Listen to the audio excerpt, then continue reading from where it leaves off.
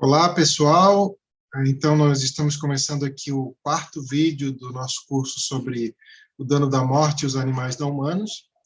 E, recapitulando, no final do terceiro vídeo, a gente viu que uma explicação que é amplamente aceita sobre o dano da morte é que a morte é um dano porque ela impede o desfrute daquilo que é positivo, né? Ou seja, que a morte seria um mal extrínseco, não seria experimentada como um mal, como é o sofrimento, mas impediria o desfrute de bens intrínsecos. Bom, dentre as pessoas que concordam que a morte é um dano por impedir aquilo que é positivo de ser desfrutado, há discordância sobre o que exatamente de positivo a morte impede. Tá? Então, já que há discordância sobre isso, também há discordância sobre quais as condições necessárias e suficientes para alguém ser prejudicado com a morte. E, por conta disso, tem discordância também sobre quem seria prejudicado com a morte e sobre quais condições. Então, nesse vídeo, a gente vai ver como que as teorias do bem-estar avaliariam o dano da morte. Então, todas as três teorias do bem-estar que a gente vai ver aqui, que são as principais teorias do bem-estar, elas aceitam que a morte é um dano pelo impedimento daquilo que é positivo. Tá? Só que elas discordam entre si, né, sobre quais coisas são boas em si e ruins em si para os indivíduos. Tá? Então, lembrando, as teorias do bem-estar, elas visam avaliar não apenas a questão do dano da morte, elas visam avaliar quais são as coisas boas em si e quais coisas são ruins em si para os indivíduos terem em suas vidas. Né? Então, lembrando, estamos falando aqui de coisas que são boas em si e ruins em si. Ou seja, não estamos falando de coisas que são meramente boas ou ruins em um sentido instrumental, no sentido de que elas são boas ou ruins porque podem ajudar a atingir, a alcançar outras coisas boas ou ruins. Estamos falando de coisas que elas próprias já são boas ou ruins. Então, existem três correntes principais, né, de teorias do bem-estar, que é o preferencialismo, o experiencialismo e as teorias de lista objetiva. O preferencialismo também é conhecido como teoria centrada em desejos. Depois eu vou explicar cada uma dessas correntes de teorias do bem-estar. O experiencialismo também é conhecido como hedonismo. E temos ali também as teorias de lista objetiva, que, pelo que eu sei, só são conhecidas por esse nome mesmo. Então, se alguém quiser ler mais sobre teorias do bem-estar, uma boa introdução é esse artigo aqui do Bruno Santos, 3 teorias sobre o bem-estar, que explica direitinho ali o que defende cada uma dessas teorias, né? É uma introdução detalhada, até, que está disponível lá no Crítica na Rede. Quem quiser um livro, né, mais aprofundado sobre o assunto, tem esse aqui do Fletcher, né? Filosofia do Bem-Estar, uma introdução. Então, lembrando, as teorias do bem-estar visam dizer sobre quais condições o indivíduo está bem ou está mal, né? O que é bom em si, o que é ruim em si na vida dos indivíduos.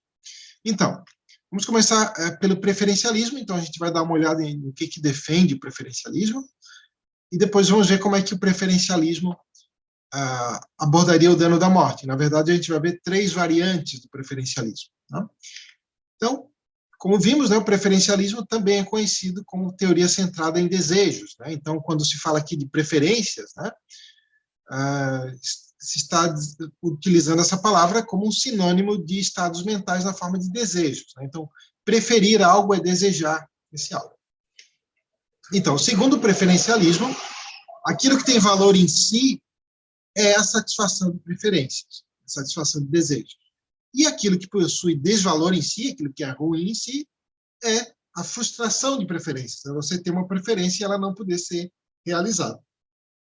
Então, o preferencialismo vai dizer, né, que o indivíduo está bem quando ele tem os desejos, as preferências satisfeitas, e está mal quando não pode realizar essas preferências, esses desejos. Então, o preferencialismo, né, já que ela é uma teoria que explica o bem-estar assim, vai dizer que a morte é um dano por impedir algo de positivo, e aquilo que de positivo que a morte impede, segundo o preferencialismo, é a satisfação de preferências, né? Satisfação de desejos. Então, mas alguém pode perguntar o seguinte, mas quais preferências, especificamente, o preferencialismo diz que a morte impede e por isso que a morte é um dano, né? Bom, aí nós vamos ver 3 variantes do preferencialismo, e elas se distinguem entre si por dizerem, por se diferenciarem em relação a quais preferências elas levam em consideração na hora de estabelecer quando que a morte é um dano. Tá? A primeira variação diz que tem que ser preferências orientadas para o futuro, desejos que alguém quer realizar não agora, mas daqui a algum tempo. Tá? Um proponente dessa posição, né, se vocês querem ver um exemplo, né, de teoria do bem-estar desse tipo, né, foi a teoria que foi adotada pelo Peter Singer lá no Ética Prática. Né? Só que é importante lembrar que o Singer não defende mais essa teoria do bem-estar. Tá? Depois ele, num livro de 2014, se não me engano, ou 2015, O Ponto de Vista do Universo, que ele escreveu junto com a Katarzyna de Lázari Radek, ele passou a defender o hedonismo, né, o experiencialismo, que é outra teoria do bem-estar que a gente vai ver depois. Mas, né, então, aqui está um exemplo do que o Singer defendia lá na época do Ética Prática, que, na verdade, ele escreveu, acho que em 1979, mas essa é de uma edição revisada de 2002. O que diz essa primeira variação? Né? Que a morte é um dano se ela frustrar preferências orientadas para o futuro. Vamos ver um exemplo. Né? Vamos supor que alguém tenha um plano, né, tenha feito um plano de fazer uma viagem no próximo mês. Então, essa pessoa tem uma preferência, né, um desejo por fazer uma viagem mês que vem. Então, se essa pessoa morre e ela não chega, né, então, a realizar essa viagem, essa primeira variação do preferencialismo diria que essa pessoa foi prejudicada porque não pôde realizar essa preferência que tinha, esse desejo de viajar no próximo mês. Tá? Por que essa variação diz que tem que ser um desejo relacionado ao futuro para ter dano com a morte? Porque ela diz que os desejos que dizem respeito apenas ao momento presente, se eles são realizados ou não são, eles não ficam por realizar, porque diziam respeito apenas ao momento presente. Por exemplo, agora eu estou com calor, então eu tenho o desejo no momento presente de ligar um ventilador. Bom, mas amanhã pode ser que não esteja mais calor, né? Então, essa minha preferência, se ela não for realizada agora, não adianta, né, continuar, ficar pensando se eu fui prejudicado ou não de ela ser realizada amanhã, porque eu não sei se amanhã eu teria essa preferência ou não. Então, essa variação diz que para alguém ser prejudicado com a morte, tem que ter preferências relacionadas ao futuro, porque são as preferências que ainda ficam por ser realizadas. Né? Então, um detalhe importante, né? Nessa concepção aqui, nessa primeira variação, o dano da morte não é pelo medo de não ter essa preferência realizada. Tá? Não, o dano acontece porque alguém morreu e não chegou a realizar essa preferência. A pessoa não está mais viva para lamentar isso, né? E não tem a ver com ela ter medo ou não antes de realizar a preferência. Tem a ver com o fato dela ter morrido e aquela preferência não se realizou, aquele desejo não se realizou. É isso que diz essa primeira variação. Tá? Então, segundo essa primeira variação do preferencialismo, quem é que seria prejudicado com a morte? O indivíduo tem que cumprir 2 condições, né? A primeira, ele tem que ser capaz de fazer planos para o futuro, porque tem que ter preferências orientadas para o futuro, tem que ter desejos direcionados ao futuro, e para isso ele precisa ter um sentido temporal de si, ele precisa se enxergar como um ser que tem um passado, um presente e um futuro, e além disso, né, a segunda condição, ele tem que ter desejos, né, preferências relacionados ao seu futuro, né, que ainda não tenham sido realizados. Isso implica o quê? Que são prejudicados com a morte, segundo essa primeira variação, tá? Não sou eu que estou dizendo, é essa primeira variação. São prejudicados com a morte os humanos adultos normais, né, que têm capacidades cognitivas a ponto de conseguirem fazer planos para o futuro, e os animais não humanos que tiverem capacidades cognitivas mais sofisticadas, né? Por exemplo, mamíferos a partir de uma certa idade, né? Por exemplo, um porquinho lá que esconde comida para comer depois, né? Ele está fazendo um plano para o futuro, então ele tem um desejo relacionado ao futuro, né? Seria prejudicado com a morte. Mas, segundo essa primeira variação do preferencialismo, não seriam prejudicados com a morte todos os seres incapazes de fazer planos para o futuro, né? Que aí englobaria uma grande parte dos animais não humanos, né? E, na verdade, todos eles até certa idade, né? Até desenvolverem essa capacidade de fazer planos para o futuro, né?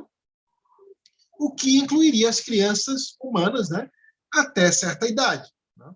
Segundo essa concepção, as crianças até certa idade, até se tornarem capazes de ter desejos orientados para o futuro, não seriam prejudicados com a morte. E também aqueles humanos, adultos, por exemplo, crianças ou adultos, ou idosos, ou tanto faz, que são vítimas de certas doenças ou acidentes que vão afetar as capacidades cognitivas e vão impedir esses seres de ter preferências orientadas para o futuro. Tá? Então, nessa primeira variação, todos esses seres não seriam prejudicados com a morte. Bom, vamos ver agora um problema com essa primeira variação, uma crítica que tem se feito a essa primeira variação do preferencialismo. Só um detalhe, né? Vejam que, né, essa primeira variação, por vezes, ela é usada para defender que não tem nada de errado em matar os animais não humanos, né, para consumo, por exemplo, que não são capazes de planejar o futuro. Mas veja que ela implica também que não seria errado fazer o mesmo com crianças humanas, né, até certa idade, e com humanos que têm deficiências mentais, por exemplo. Bom, isso é uma implicação, né, dessa visão. Agora vamos ver uma crítica que tem se feito a essa primeira variação. Bom, a crítica é o seguinte, envolve perguntar, será que aquilo que tem valor é alguém ter a preferência, alguém ter feito o plano direcionado ao futuro, alguém ter um desejo direcionado ao futuro, ou será que é o objeto desse desejo, desse plano? Por exemplo, se alguém faz um plano que é orientado para o futuro, por exemplo, o plano de viajar mês que vem, e esse plano não é realizado, seja porque a pessoa morreu, seja por qualquer outro motivo, parece que o indivíduo é prejudicado devido a não desfrutar do objeto desse plano. Nesse caso, seria desfrutar da viagem, né, no nosso exemplo. Não é devido a ter feito o plano. Tá? Bom, se é assim, então parece que o prejuízo aconteceria mesmo na ausência do plano. Mesmo que alguém não tivesse feito o plano e não tivesse aquele desejo, aquela preferência. Por quê? Porque a possibilidade daquele indivíduo desfrutar daquele objeto existiria independentemente dele ter feito o plano ou não. Vamos ver um exemplo para ficar mais claro isso, tá? Que eu chamo de o exemplo das duas crianças no parque. Vamos supor que existem duas crianças e elas vão no parquinho amanhã. Tá? A mãe delas falou, olha, amanhã vou levar vocês no parquinho. Contudo, só uma dessas crianças já é grandinha o bastante para entender o que é a noção de amanhã. Tá? E a noção de parquinho, vamos supor que a outra criança é bem pequenininha. Tá? Então, é só uma delas que é capaz de ter um desejo orientado para o futuro de pensar assim, amanhã eu quero ir no parque, amanhã eu vou me divertir no parque, então eu quero muito amanhã no parque. A outra, vamos supor que seja uma criança que não entende ainda a linguagem e também não tem o sentido de tempo, né? Ela não entende a noção de amanhã, né? E ela não, então é incapaz de ter esse desejo direcionado para o futuro. Mas vamos supor que ambas as crianças, se elas forem no parque, elas vão se divertir muito. Seja aquela que é maiorzinha, já consegue fazer plano de ir no parque amanhã, seja outra que não entende isso ainda. As duas, se forem, vão se divertir à beça. Tá? E suponhamos que, infelizmente, as duas crianças morrem hoje. Tá? Será que só aquela que é capaz de planejar ir no parque amanhã foi prejudicada com a morte? Parece que não, né? Parece que ambas foram prejudicadas por não poder ir no parquinho amanhã, né? E não é porque elas tinham o desejo, até porque uma delas não tinha o desejo, né? Não tinha formado esse desejo porque não entendia a noção de tempo. Elas foram prejudicadas por não desfrutar daquele objeto do desejo de uma delas, né? Que seria divertido para ambas. Seria ir no parque e brincar. Vamos ver uma segunda variação nesse exemplo. Tá? Quero mostrar outra coisa para vocês. Vamos supor que a criança que é incapaz de planejar o futuro, tá? Se ela tivesse ido no parquinho amanhã, ela se divertiria muito mais do que o irmãozinho ali mais velho, que só ele é capaz de planejar o futuro. Vamos supor que esse irmãozinho mais velho é capaz de planejar o futuro, tem o desejo de ir no parquinho, mas ele não vai se divertir tanto. Agora, vamos supor que ele tem uma irmãzinha menor lá, né, que ainda não é capaz de planejar isso tudo, ela não entende essas noções, mas ela é quem se divertiria muito mais, se fosse. Bom, parece que se as duas morrem hoje, essa que é incapaz de planejar o futuro, ela é prejudicada em maior grau do que a outra, porque ela é quem se divertiria mais do que a outra. Pelo menos quanto a esse exemplo do parquinho. Claro que elas teriam outras experiências na vida se continuassem vivas, né? Mas vamos isolar e falar só dessa experiência no parquinho. Bom, o que esses exemplos sugerem? Né? Em primeiro lugar, que para alguém ser prejudicado com a morte, não é necessária a existência de uma preferência direcionada ao futuro. Né? Aquela criança menorzinha que não tinha preferência direcionada ao futuro, ela foi prejudicada com a morte, né? Porque ela foi impedida de desfrutar lá os estados prazerosos que ela teria no parquinho. E sugere uma segunda coisa, que, além disso, também é possível que alguém que seja incapaz de ter preferências direcionadas ao futuro, a irmãzinha menor, no nosso exemplo, né, seja ainda mais prejudicado com a morte do que alguém que possui essa capacidade, dependendo das circunstâncias. No nosso exemplo, na segunda variação, como essa criança se divertiria mais do que a outra, ela parece que foi mais prejudicada ainda por não poder ter ido ao parquinho, mesmo que ela não tenha a preferência direcionada ao futuro. Né? Então, essa primeira variação do preferencialismo, que diz que as preferências que alguém tem que ter para ser prejudicado com a morte são preferências direcionadas ao futuro, tem esse problema. Então, vamos ver outra variação que tenta contornar esse problema. Né? A segunda e a terceira variação que a gente vai ver não tem esse problema. Então, uma segunda variação que diz o seguinte, que a morte é um dano, não porque ela frustra uma preferência específica qualquer que alguém tem, mas porque ela aniquila o indivíduo e, com isso, frustra toda e qualquer preferência que alguém tiver. Tá? Se vocês quiserem ver um exemplo de quem defende isso, né, tem o Lapperfoy, desse artigo aqui, Annihilation, né, que é lá de 1987. Vamos ver algum exemplo. Tá? Então, essa variação, a segunda, vai dizer o seguinte, a morte é um dano quando frustra a realização de qualquer outra preferência que alguém possui. Vamos ver os exemplos. Vamos supor que uma galinha ela gosta de ciscar. Né? Então, obviamente, a morte vai frustrar essa preferência que ela tem por ciscar. Né? Vamos supor que uma vaca gosta de comer capim. A morte vai frustrar essa preferência que a vaca tem por comer capim. Né? Bom, outro exemplo, né? Os indivíduos que são incapazes de fazer planos para o futuro, né? Por exemplo, recém-nascidos, de qualquer espécie, humanos ou não humanos, né? Embora eles não possuam desejos em relação ao futuro, têm outras preferências, né? Por exemplo, se for mamíferos, né, tem a preferência por mamar, né? Ou animais em geral têm preferência por comer, por dormir, etc. E essas preferências, elas não são realizadas se alguém morre, né? E então dá de dizer que esses indivíduos são prejudicados com a morte, porque a morte impede a realização desses desejos, dessas preferências. Então, vejo que nessa segunda variante do preferencialismo, já muda quem é que é prejudicado com a morte e quem não é. É diferente da primeira. Então, eu estou frisando isso porque assim, algumas pessoas dizem eu adoto preferencialismo enquanto teoria do bem-estar, então eu tenho que dizer que só é prejudicado com a morte quem é capaz de fazer planos para o futuro. Não, não tem só essa variação do preferencialismo. Como a gente está vendo, tem essa segunda e depois tem ainda uma terceira. Tá?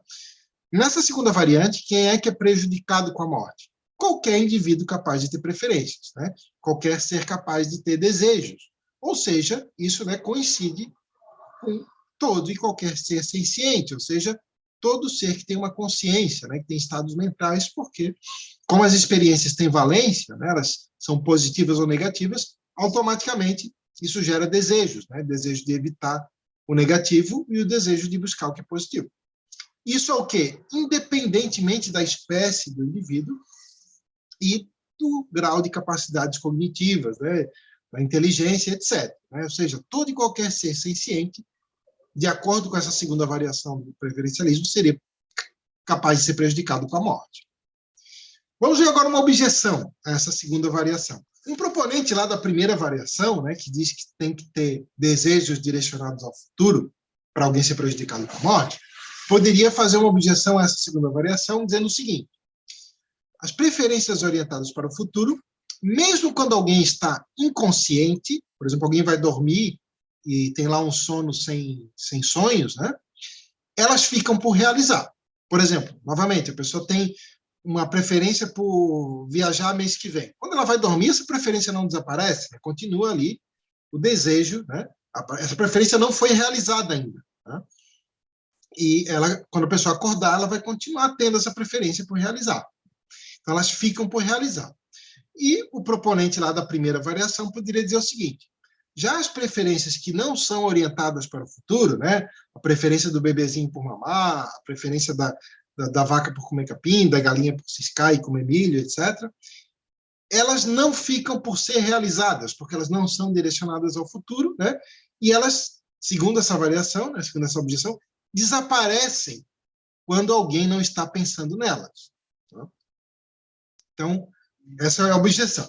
Agora, vamos ver uma maneira, uma possível resposta a essa objeção. Uma possível resposta é negar isso, né? Negar essa alegação de que uma preferência, se ela não é direcionada ao futuro, que ela desaparece quando alguém não está pensando nela ou quando alguém está inconsciente. Vamos ver um exemplo. Então, uma possível resposta àquela objeção, né, seria dizer o seguinte: uma preferência não desaparece só porque alguém não está a pensar nela ou porque essa preferência já foi realizada muitas vezes. Né? Novamente, vamos pegar o exemplo lá da vaca que gosta de comer capim, né? Ou da galinha que gosta de comer milho. Mesmo que ela já tenha realizado muitas vezes essa preferência e agora esteja inconsciente, esteja dormindo, né? Um sono sem sonhos, parece que essa preferência não desaparece. Vamos ver por quê. Vou dar um exemplo pessoal aqui, não é comigo mesmo. Eu tenho uma preferência por suco de tangerina, né, que aqui em Florianópolis a gente chama de bergamota. Né? É meu suco favorito de todos. Né? Então, dá de dizer que eu tenho uma preferência forte, né, por esse tipo de suco. Bom, não parece que não faz sentido dizer o seguinte: o Luciano deixa de ter essa preferência nos momentos que ele não está pensando nisso, ou nos momentos que ele está inconsciente, né, que ele está dormindo um sono ferrado lá sem sonho nenhum. Ou não faz sentido, parece dizer que eu não tenho essa preferência por suco de tangerina só porque eu já realizei essa preferência muitas vezes, já tomei muitas vezes esse suco. Né? Continua sendo verdade que é o meu suco favorito, que é o meu suco preferido, né, que eu tenho uma preferência, um desejo, né, por esse suco. Então, essa é uma maneira de responder essa objeção. Tá? Bom, acho que talvez a principal objeção é essa segunda variante, né? Mas vamos ver uma terceira variante do preferencialismo, que ela é parecida com a segunda, mas ela difere em um detalhe crucial que é muito interessante, que é o seguinte: essa a gente chama que a variação centrada nas preferências ideais, as preferências totalmente informadas. Né?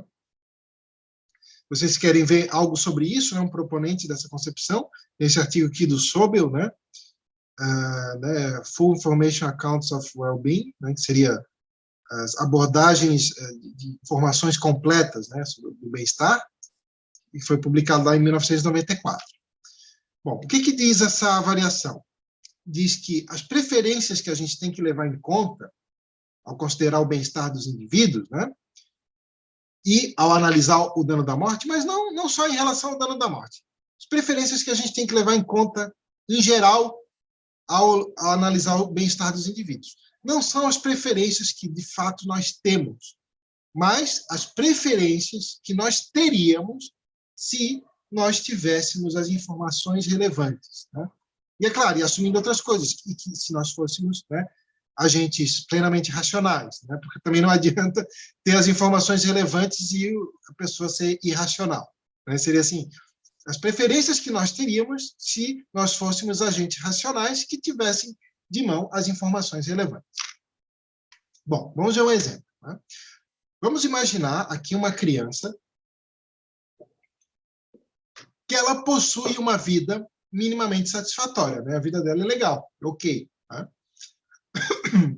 Mas ela ainda é muito pequena e ela ainda não entende a noção de futuro, tá? Ela não entende essa noção. Então, isso torna ela incapaz de ter preferências orientadas para o futuro, né? Porque ela não entende a noção de futuro. Ok. Essa terceira variante do preferencialismo afirma que ela é prejudicada com a morte. Por quê? Porque se ela tivesse noção de tudo o que está em jogo em relação à sua morte, né? Olha, se você morrer, aconteceria isso, isso, isso, você seria privada de tais e tais benefícios, etc. Ela formaria uma preferência por não morrer, porque ela tem uma vida satisfatória, né?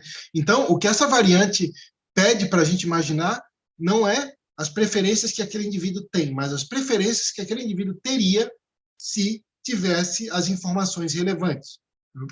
Então, o caso dessa criança, a gente poderia dizer, bom, ela é prejudicada com a morte, porque se ela soubesse o dano que é a morte, o prejuízo que ela teria com a morte, ela teria uma preferência por não morrer. Mas o mesmo se pode dizer de qualquer outro ser senciente que tivesse condições de ter uma vida minimamente significativa, né? Independentemente de qual espécie ele pertence, né? E independentemente de qual é o seu nível de capacidades cognitivas, né? Poderia-se dizer o seguinte, olha, qualquer animal senciente, né, que tenha condições de ter uma vida minimamente ok, sei lá, por exemplo, um peixe, né? E mesmo que ele, vamos supor que o peixe não tenha um sentido temporal de si, acho que eles têm, dadas as pesquisas sobre inteligência e peixes, etc., mas vamos supor, para efeito de argumentação, que não tenham, né? Mesmo que não tenham uma noção temporal de si, não tenham preferências orientadas ao futuro, e mesmo que eles tivessem umas capacidades cognitivas bem limitadas, o que essa terceira variante do preferencialismo diria é o seguinte: para averiguar se eles são prejudicados com a morte, teríamos que ver se, caso eles tivessem todas as informações relevantes, né, e entendessem essas informações, será que eles formariam uma preferência por não morrer? Se sim, então eles são prejudicados com a morte. Bom, nós terminamos aqui a parte das teorias do bem-estar e dano da morte, que falamos do preferencialismo. Então, agora a gente vai ver como que o experiencialismo, que é outra das principais teorias do bem-estar, avaliaria essa questão do dano da morte. Então, antes a gente vai dar uma olhada no que é exatamente o experiencialismo. O experiencialismo também é conhecido como hedonismo, né? Não gosto muito de usar o nome hedonismo, porque esse nome, no senso comum, as pessoas entendem uma coisa errada, né? Geralmente, quando falam em hedonismo, as pessoas confundem com egoísmo ou confundem com a ideia de que cada indivíduo tem razões para fomentar aqueles desejos momentâneos e esquecer ao longo prazo. Mas o hedonismo, né, enquanto teoria do bem-estar, não é nada disso, né? É apenas a ideia de que aquilo que tem valor em si são as experiências positivas, né? E aquilo que possui desvalor em si são as experiências negativas. Tá? Importante lembrar, o experiencialismo, né, também conhecido como hedonismo, é uma teoria do bem-estar, ou seja, uma teoria que visa dizer quando que o indivíduo está bem e quando que o indivíduo está mal, que coisas são boas ou ruins em si na vida de um indivíduo. Tá? Não é uma teoria da ação correta. Então, já vi algumas pessoas falarem assim, mas, por exemplo, se a pessoa tem uma experiência positiva, sente prazer vendo o sofrimento do outro, isso não é errado? Bom, pode ser errado, mas não é isso que essa teoria visa investigar. O que essa teoria diria é que aquele que está sentindo prazer com o sofrimento do outro, esse que está sentindo prazer está se sentindo bem, né? Aquele que está sofrendo é que está se sentindo mal. Então é isso, tá? O experiencialismo é uma teoria do bem-estar. Visa dizer quando que um indivíduo está bem, quando que o indivíduo está mal, que coisas têm são boas em si ou ruins em si na vida de alguém. Tá? Então, recapitulando, o experiencialismo diz que aquilo que tem valor em si são as experiências positivas, todos os estados mentais prazerosos, né, que são positivos, alegria, felicidade e tal. E aquilo que é ruim em si, né, que possui desvalor em si, são as experiências negativas, todos os tipos de dor, sofrimento. Tá? Se vocês quiserem ver, né, defesas do experiencialismo, né, tem esse livro aqui do Roger Crisp, né, que é de 2006, tem, e como eu disse, né, na outra parte lá do vídeo, que o Singer antes defendia o preferencialismo enquanto teoria do bem-estar, e nesse livro de 2014, que ele escreveu junto com a Katarzyna de Lazar e Radek, mudou, né, ele passou a defender o experiencialismo, que ele chama lá de hedonismo, né, o sinônimo. Que esse livro aqui, O Ponto de Vista do Universo, que é de 2014. Tá? Bom, e se alguém quiser ver uma análise detalhada do dano da morte para os animais não humanos, né, onde o autor defende uma perspectiva experiencialista, mas faz uma análise detalhada das várias outras teorias do bem-estar e como elas teriam que avaliar isso, e várias outras questões relacionadas ao dano da morte, a magnitude do dano da morte. Tem a tese de doutorado do Oscar Horta, né? Essa aqui é um desafio para a bioética, a questão do especismo. Tem toda uma parte sobre o dano da morte, né? A tese é grande, assim, tem mais de 1.200 páginas e acho que tem umas 400 direcionadas a discutir essa questão. Está disponível na internet gratuitamente, vale a pena dar uma olhada. Então, continuando, né? O experiencialismo, então, avaliaria o dano da morte como sendo um dano devido ao impedimento de experiências positivas. Por quê? Bom, vamos ver como é que o experiencialismo avalia, em geral, o bem-estar de um indivíduo. Vai afirmar que existem duas formas gerais de prejuízo e benefício.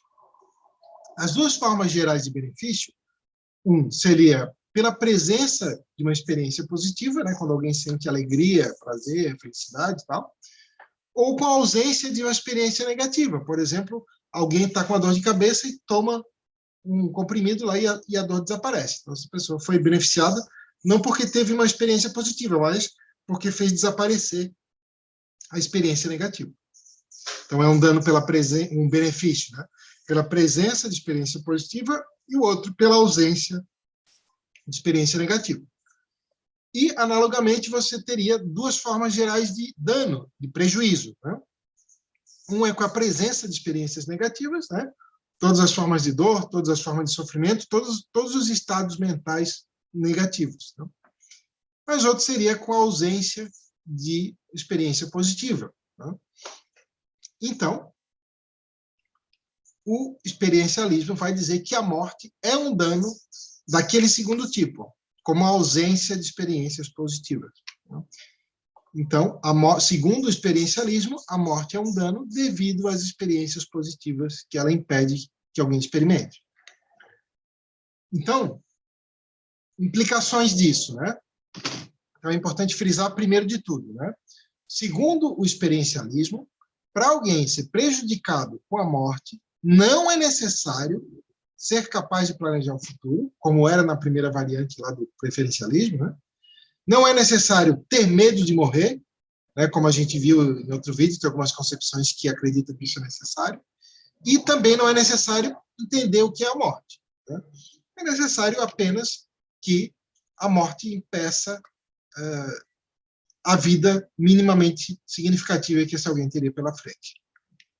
Então, né, segundo o experiencialismo, para alguém ser prejudicado com a morte, é necessário que continuar vivo seja melhor para esse alguém do que morrer. Né? Como que a gente vai saber quando é melhor estar vivo do que morrer? Segundo o experiencialismo, isso depende da proporção, né, e da quantidade de experiências positivas versus experiências negativas que alguém teria dali para frente. E também o experiencialismo, com esse critério, diria quando que a morte não é um dano, né? Ou quando ela é, digamos assim, um dano menor do que continuar vivo. seria quando as experiências negativas futuras, né, forem em quantidade superior X, né, quantidade superior tal, em comparação às experiências positivas, que elas fossem muito maior, né, as experiências negativas, onde faria sentido dizer que é menos pior para esse indivíduo morrer do que continuar vivo. Tá? Vamos ver agora uma objeção a essa conclusão. Tá? Uma objeção é a seguinte, é alguém falar, tá, mas quando que a gente sabe exatamente, né, quando que é melhor continuar vivo, quando que é melhor morrer, porque as pessoas diferentes, né, estabelecem limites diferentes da proporção entre experiências positivas e negativas para dizer quando que continuar vivo vale a pena ou não. Né? Tem pessoas que dizem, por exemplo, que se tiver um pouquinho mais de experiências negativas do que positivas, já não valeu a pena. Tem outros que dizem que se tiver uma quantidade mínima de experiências positivas, vale a pena continuar vivendo, mesmo que a quantidade de experiências negativas seja muito maior. Né?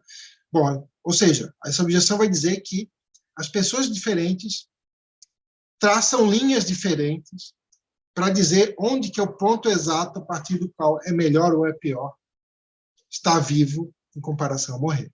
Né? Então, essa é uma objeção a essa concepção. Vamos ver agora uma possível resposta a essa objeção. Tá?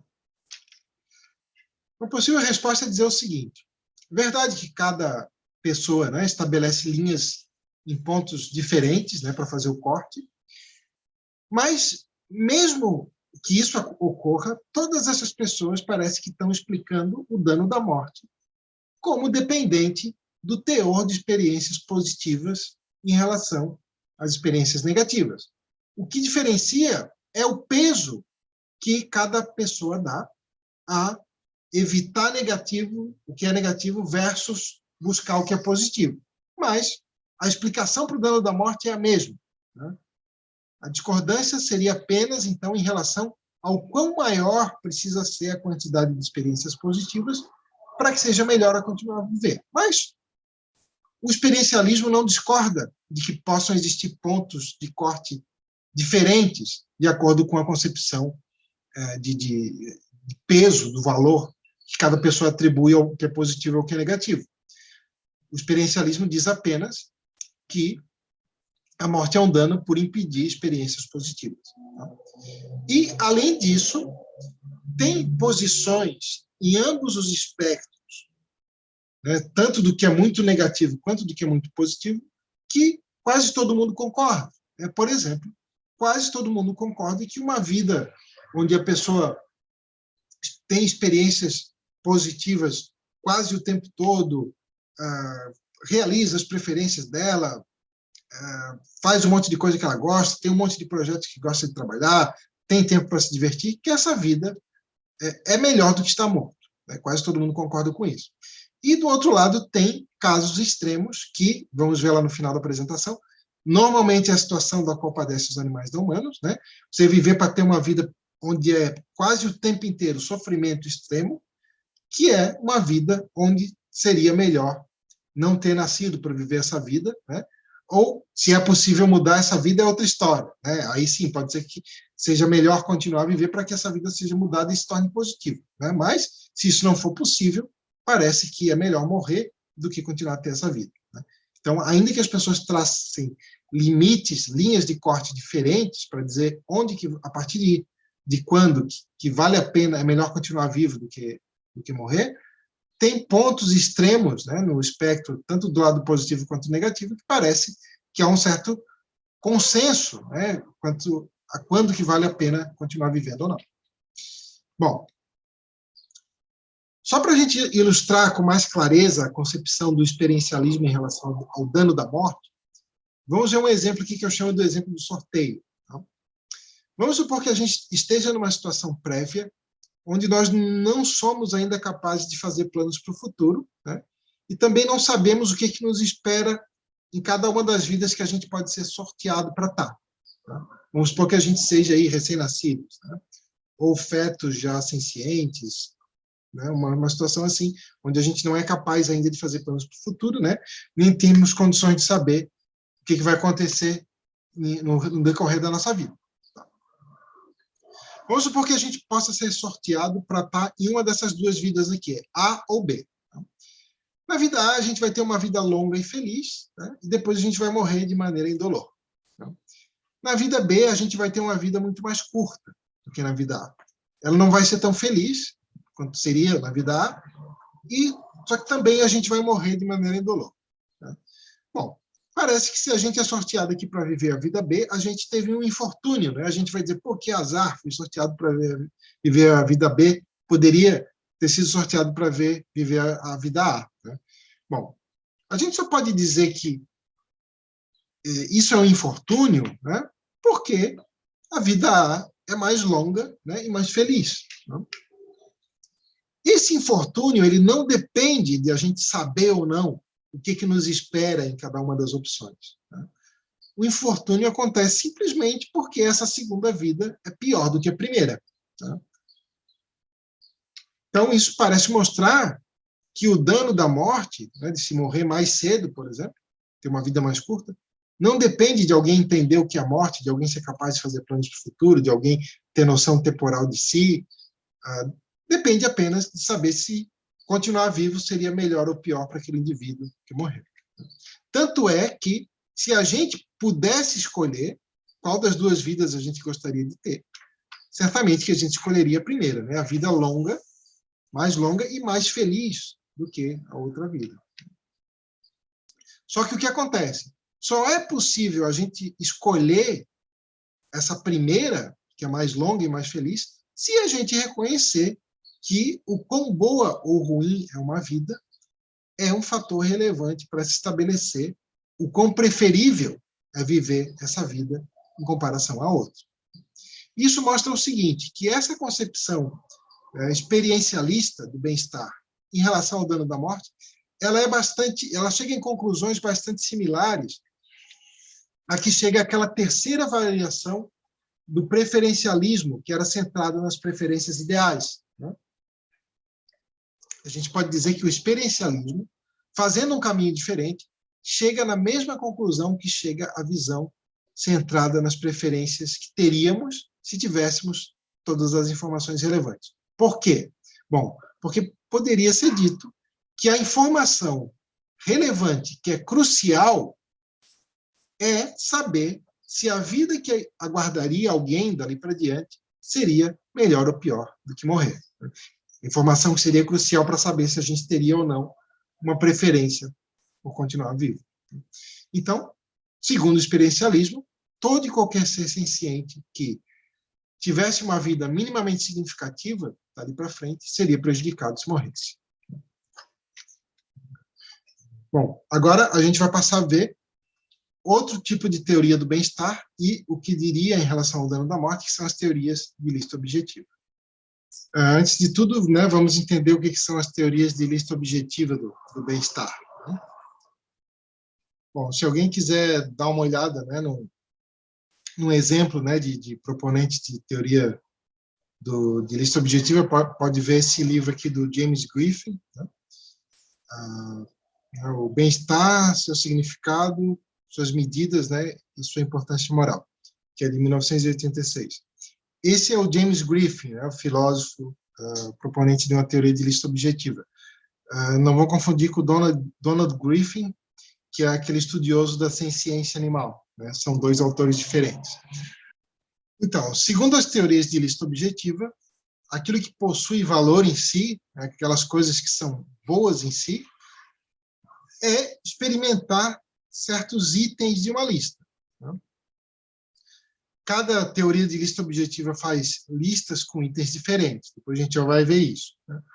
Mas o ponto central que diferencia as teorias de lista objetiva das teorias preferencialistas e experiencialistas é que, nas teorias de lista objetiva, tem normalmente certos itens dessa lista que são bons, são vistos como bons em si, independentemente de se alguém prefere experimentar essas coisas ou não, e até mesmo independentemente dessas coisas gerarem felicidade ou não.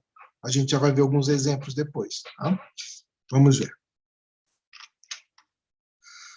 Bom, como eu disse, né, cada teoria de lista objetiva elabora listas com itens diferentes, tá? Mas tem alguns itens que comumente aparecem nessas listas. Por exemplo, a amizade, né, o conhecimento e o desenvolvimento das capacidades que alguém tiver, né? Então, novamente, essas teorias vão dizer que essas coisas, né, na vida, alguém ter amizade ou alguém ter conhecimento, alguém desenvolver suas capacidades, isso é algo bom que alguém tenha, mesmo que esse alguém não tenha uma preferência por isso, ou mesmo tenha uma preferência contra isso, e mesmo que isso não necessariamente traga felicidade, não necessariamente dê prazer, né? Por exemplo, uma amizade nem sempre dá felicidade, dá prazer, depende do tipo de amizade, né? E por aí vai. E mesmo uma amizade verdadeira, nem em todos os momentos dão felicidade, etc. Mesma coisa com conhecimento, né? E mesma coisa com o desenvolvimento das capacidades. Mas já vamos ver um exemplo mais específico. Vou dar um exemplo aqui com o conhecimento da verdade. Tá? Vamos supor que a gente tenha lá uma teoria de lista objetiva que diga que uma das coisas boas em si é conhecer a verdade sobre as coisas. Tá? Bom, por vezes, tem pessoas que preferem não saber a verdade, né, sobre certas coisas. Né? E, por vezes, descobrir a verdade traz experiências negativas. Né? Por exemplo, né, quando a gente sofre bastante por a gente descobrir que alguém que a gente gostava muito morreu. Né? Então, é possível que, por exemplo, uma pessoa não queira saber disso também, né, e quase que certamente saber desse fato traz sofrimento. Então, vamos supor aqui, para efeito de argumentação, que tem um indivíduo, uma pessoa que prefere não descobrir a verdade, mas que, ao descobrir a verdade acidentalmente, sofre bastante. Né? Vamos supor que seja a notícia de que alguém que ela amava muito morreu. Bom, se o conhecimento da verdade for um dos itens da lista objetiva, essa teoria vai dizer o seguinte, que embora esse indivíduo tenha sido prejudicado sob dois aspectos, né, teve uma preferência frustrada, né, porque não queria saber a verdade e acabou sabendo, e teve experiências negativas, teve sofrimento. Né, mas diria que teve pelo menos um aspecto em que esse indivíduo foi beneficiado. E o aspecto foi que ele descobriu a verdade, né, que nesse exemplo aqui é visto como um item que possui valor em si, que é bom em si. Ou seja, né, se uma teoria de lista objetiva vai incluir um elemento como sendo um item da lista, ele é visto como algo bom em si, né? Independentemente dele trazer ou não felicidade, independentemente ou não de alguém ter uma preferência por esse item. É claro que a maneira como essa teoria estabeleceria o quão prejudicado ou beneficiado alguém foi com esse exemplo aqui, vai depender do peso que ela atribuiria em comparação a saber a verdade, né, comparando com ter preferências frustradas, ter sofrimento, etc. Então, veja, dizer que algo é bom em si não é a mesma coisa que dizer que é a única coisa que importa ou que é a coisa que mais importa. Tá?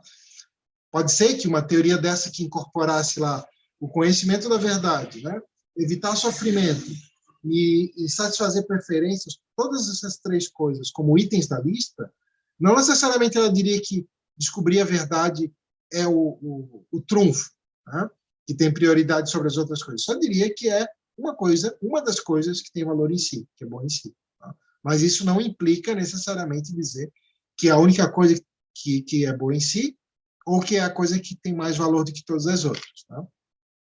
Ok. Então, como que as teorias de lista objetiva avaliariam a questão do dano da morte? De maneira muito parecida com as teorias experiencialistas, né? Que as teorias experiencialistas diriam que a morte é um dano porque impede o desfrute de experiências positivas. Da mesma maneira, as teorias de lista objetiva diriam que o dano da morte, né, a morte é um dano porque ela impede o desfrute de bens objetivos. Aí, como eu falei, cada teoria de lista objetiva estabelece tipos de bens objetivos diferentes, mas, como eu falei, né, itens comuns são amizade, o conhecimento, o desenvolvimento dos talentos, etc. Então, como vocês viram, tem similaridades aí com o experiencialismo, né? Porque a concepção do dano da morte enquanto impedimento de experiências positivas, né, como a gente viu lá no experiencialismo, parece ser aquela que melhor explica o infortúnio, né, maior de a gente viver felizes por apenas 15 anos, em comparação a gente ter uma vida igualmente feliz, mas por 70 anos. Foi o exemplo que a gente viu antes. As teorias de lista objetiva, elas também podem reconhecer que alguém é prejudicado com a morte simplesmente por não ter certas experiências, né? Mesmo que esse indivíduo não saiba do que está a perder, não entenda o que é a morte, não seja capaz de fazer planos para o futuro, não tenha um desejo por essas experiências, né, por esses itens de lista objetiva.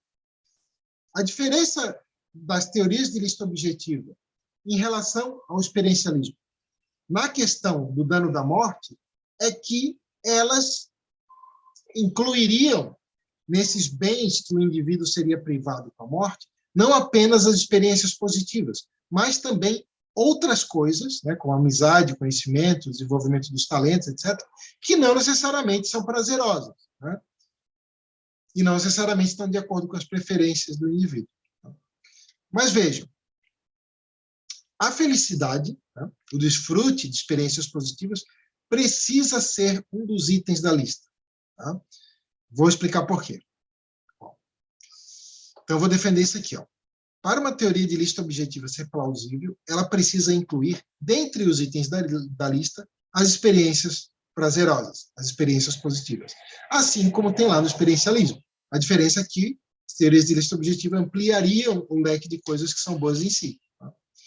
Por quê? Bom, não é implausível dizer que as experiências prazerosas não são a única coisa boa em si. Ok?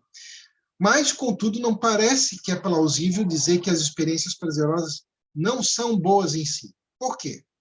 Porque ser positivo, em si, é uma das características do prazer. O prazer é aquele tipo de experiência, né? Prazer, que eu estou chamando de prazer, é todo e qualquer evento mental positivo, né? Vamos chamar aí de prazer, desfrute, felicidade, alegria, todos os tipos, né? Uma das características centrais desse tipo de experiência é ser positiva. Ela própria já é positiva, independentemente de ser ou não uma ponte para alcançar outras coisas positivas. Né? A única forma de um prazer ser negativo é se ele conduzir a outra coisa negativa, né, que não seria ele próprio, porque ele próprio é positivo. Né? Na verdade, se algo não é positivo, então não é uma forma de prazer. Né? Então, assim como o sofrimento tem como característica intrínseca ser negativo, as experiências de alegria, prazer, desfrute, etc., têm como característica serem positivas. Então, é isso que se quer dizer quando se fala que o sofrimento é ruim em si, que o prazer é bom em si. Bom, então parece inegável que as experiências positivas beneficiam quem as experimenta e as experiências negativas prejudicam quem as experimenta, simplesmente pelo fato de elas serem, respectivamente, positivas e negativas. Então, qual seria a diferença em relação às teorias de lista objetiva? Seria que essas teorias, além de afirmarem que alguém é prejudicado com a morte por deixar de ter experiências positivas, também é prejudicado por não experimentar os outros itens da lista. Amizade, conhecimento, desenvolvimento dos talentos e etc. O que mais tiver de itens na teoria específica que a gente estiver analisando.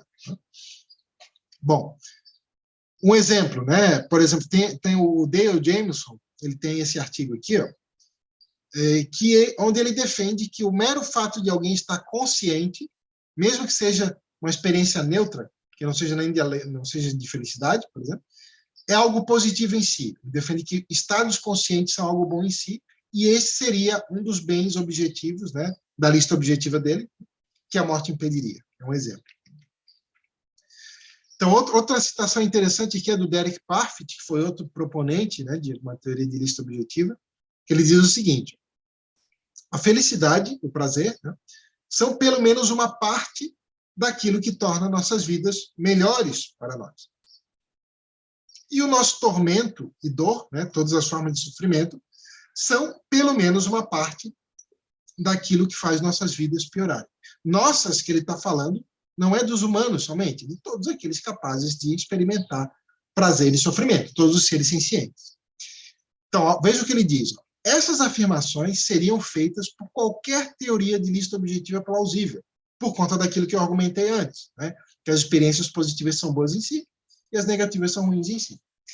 Bom, e essas afirmações são implicadas por todas as versões da teoria da satisfação de desejos, as teorias preferencialistas. Né? Por quê? Por que as pessoas, por que os indivíduos, né, em geral, sejam pessoas ou não, têm preferência pelos estados positivos? Porque são estados positivos. Né? Porque se fossem estados negativos, formariam uma preferência contra. Né? Então, o que o Parfit conclui? Né? Que em todas as teorias que ele está falando é todas as formas de preferencialismo e todas as formas de teorias de lista objetiva. Né? Em todas essas teorias, a teoria hedonista, né, o experiencialismo, é pelo menos uma parte da verdade. Vamos ver agora uma objeção a essa explicação do dano da morte, que é centrada na privação de experiências positivas. Tá? Que é o exemplo do caso do último desejo. Deixa eu ver se eu anotei alguma coisa em relação a... Tá. Então, esse exemplo é o seguinte, vamos supor que esteja alguém em um estado terminal com uma doença terrível e essa pessoa tem um sofrimento terrível. E ela sabe que dali para frente ela vai ter pouco tempo de vida e muito, muito, muito sofrimento, quase que totalmente só sofrimento, ou totalmente sofrimento. Bom, segundo o experiencialismo, né, seria melhor para esse indivíduo morrer. Né? Seria menos pior morrer do que continuar vivo.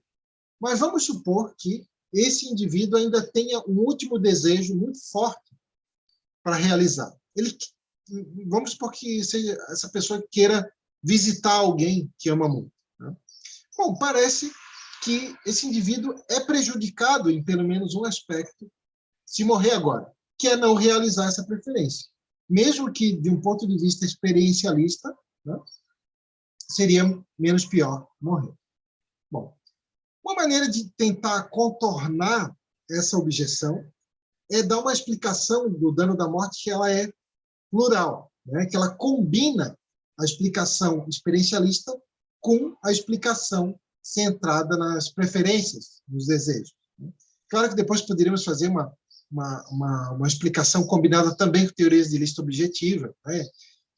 Mas só para simplificar, vou centrar nessas duas, né? Uma explicação do dano da morte combinada do experiencialismo com o preferencialismo. Então, uma possível resposta a essa objeção seria juntar as duas explicações para o dano da morte, aquela centrada na privação de experiências positivas e aquela centrada nas preferências, né, na frustração de preferências. Nesse sentido, então, poderia ser dito o seguinte, que a morte é um dano toda vez que, estar vivo é melhor do que estar morto, em termos da relação entre o teor de experiências positivas e negativas que alguém teria se continuasse vivo, ou, né, uma dessas duas condições, ou quando frustra alguma preferência importante. Cumprida uma dessas duas condições, alguém já seria prejudicado com a morte, segundo essa explicação plural, né, do dano da morte.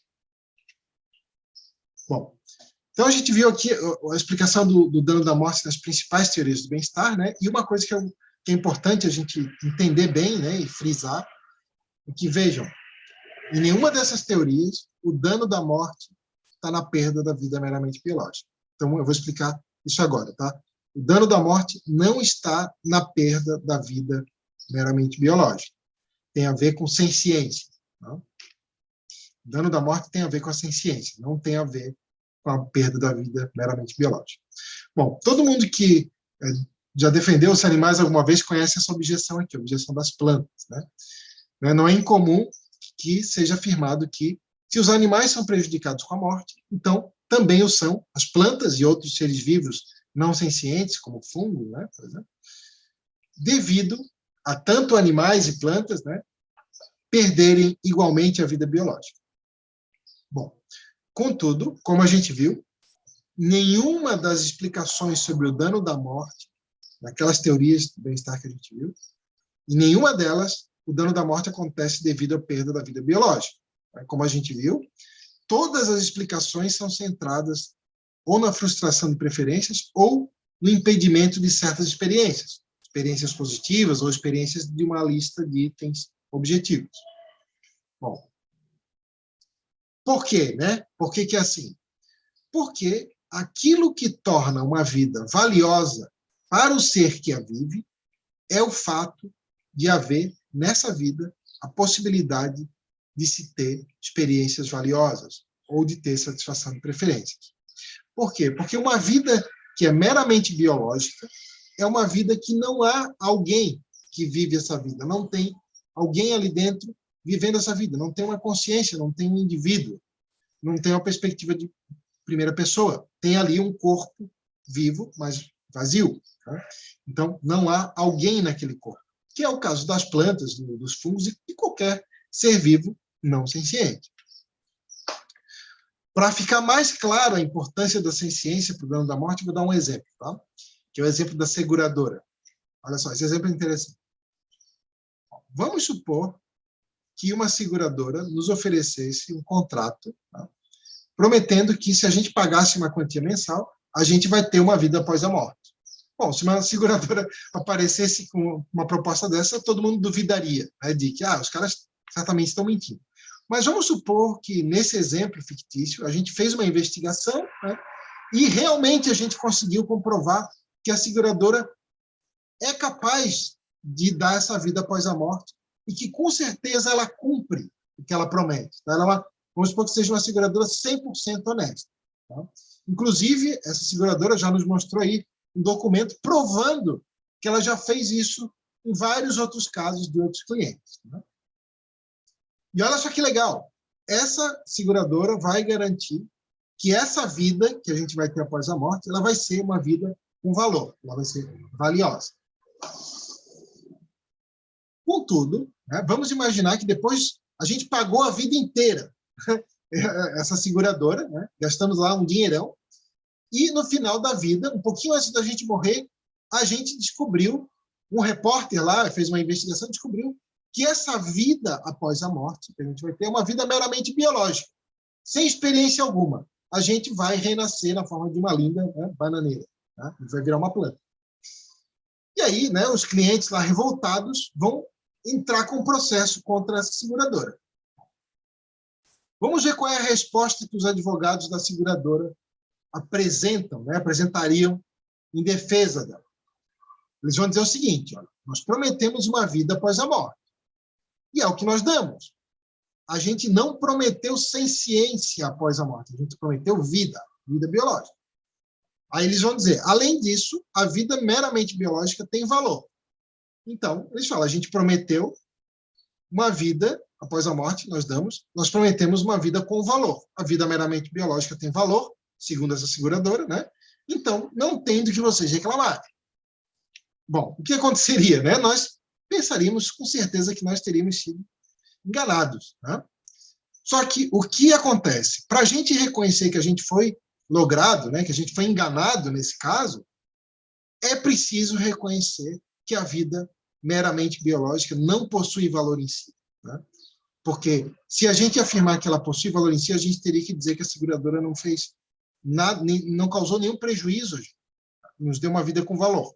E não parece ser esse o caso. Né? Parece que ninguém ia querer estar nessa situação. Isso seria igual a estar morto, né? Do ponto de vista de quem estaria vivo. Né? De qualquer maneira, o ser seria aniquilado agora, né? O indivíduo, né? A consciência. Então, ou seja, para reconhecer que a gente foi enganado nesse exemplo, é preciso reconhecer, então, que a vida meramente biológica não possui valor em si. Isto é preciso reconhecer que, para uma vida ser um bem para o ser que a vive, é necessário que haja a possibilidade de ter experiências positivas nessa vida. Primeiro de tudo, é necessário ter a possibilidade de ter experiências, porque é só assim que tem um indivíduo que vive aquela vida. Isso implica, então, que apenas os seres sencientes podem ser prejudicados com a morte. Bom, essa é a conclusão lá do exemplo. Por que geralmente dá aquela confusão das pessoas acharem que se os animais sencientes são prejudicados com a morte, então as plantas também são? Né? Bom, Essa crença, né, de que a vida meramente biológica possui valor, ela se deve, em parte, ao fato de que, por vezes, né, o termo vida, a palavra vida, ela é utilizada equivocadamente, né, como a gente viu, como sinônimo de consciência. Isso não é assim, não é verdade, porque existem seres que estão vivos, mas não têm consciência. Tá? Por exemplo, quando as pessoas perguntam, será que existe vida após a morte? O que elas querem dizer, na verdade, será que existem experiências após a morte? Será que a consciência continua a existir? Né? Será que o indivíduo continua a ter experiências? Então, com base nessa confusão dos termos, né, algumas pessoas concluem equivocadamente que uma vida meramente biológica, sem consciência alguma, apenas um corpo vivo, como uma planta, um fungo, teria valor. Né? Parece que não, parece que aquela vida seria neutra, né? Seria a mesma coisa que estar morto. Né?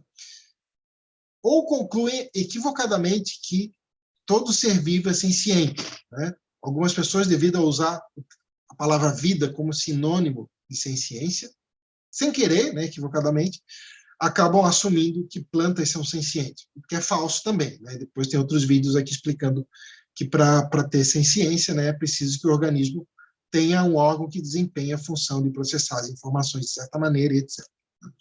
Bom, não vou entrar nisso agora. Mas então, só para a gente terminar, né, vou falar aqui de algumas implicações dessa explicação do dano da morte como impedimento daquilo que é positivo. Né?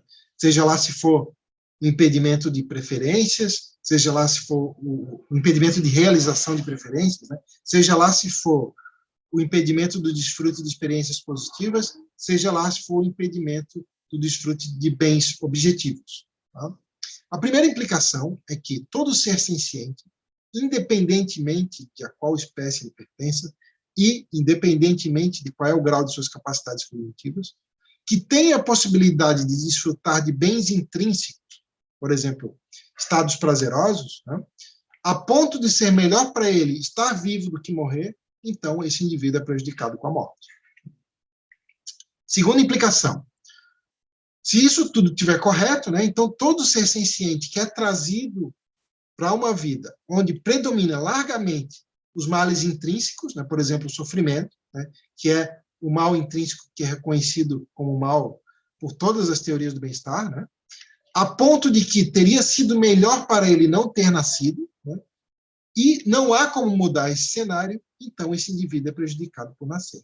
Se tem como mudar e fazer ele ter experiências positivas de uma vida significativa, aí é outra história. Mas se não tem como mudar, então faz sentido dizer que esse indivíduo é prejudicado por nascer. É claro que, novamente, né, retomando aquele ponto, pessoas diferentes vão apresentar pontos, vão defender linhas limite, pontos de corte distintos, para saber a partir de quando que uma vida vale a pena ser vivida, em relação ao teor de experiências positivas e negativas.